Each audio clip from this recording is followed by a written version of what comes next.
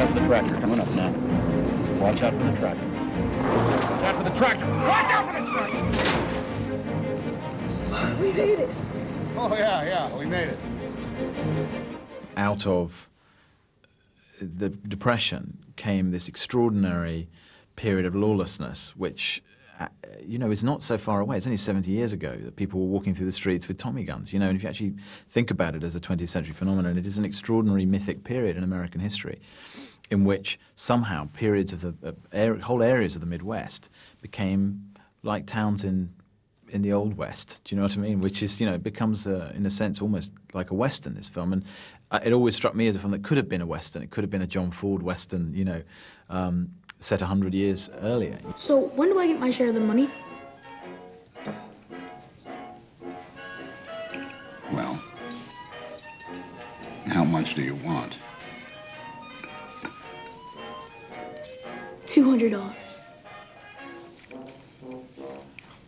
Okay, deal.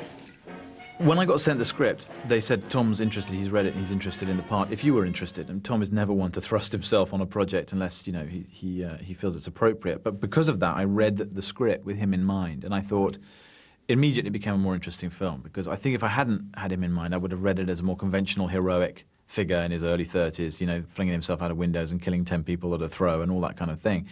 The moment I had Tom in my mind, he became a man who was possibly too old to do the job now, who carried around with him this weight of regret and guilt and 20 years of killing, sadness, and I felt he could absolutely nail that. And in a way, it made the film more attractive to me. It was a genre-busting sort of film. I mean, by and large, the gangster movies have become the stuff of parody and satire, and certainly popular American culture.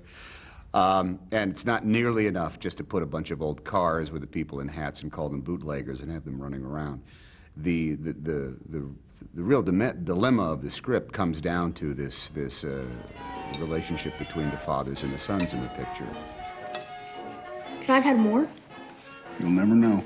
That means you actually get to work on very, very recognizable human characteristics that we all go through in the confines of this big, glamorous, glorious kind of Conrad Hall kind of motion picture. Conrad Hall plays a very important part in this, as he did with your first film. Absolutely. Until I started working with a great cinematographer, I didn't really know what great cinematographers did. Get out! Why? What's going on? Get out! Because for me, I had storyboarded American Beauty as I storyboarded this, and so in terms of the composition of shots and the way that the story was told frame by frame, I felt I had a sense of how the movie was going to communicate.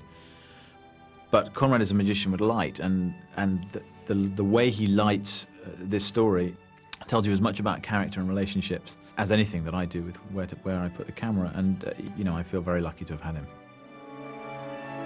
And Paul Newman, well, I just, in your dreams, you read a part like that and you think, well, obviously Paul Newman. And then when he turns it down, I'm going to go to X and Y, and then he said, no, I'd like to meet, I like this script, and I very much like, as he put it, I very much like the personnel involved, he said.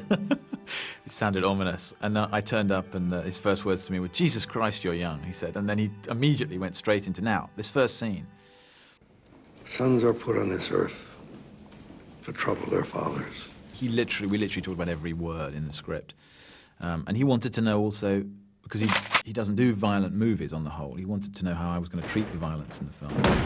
You would like to apologize? It was a complete pleasure from then on, because he has no entourage, there's no movie star stuff. He just comes as an actor. He wants to rehearse. He rehearses for 2 weeks.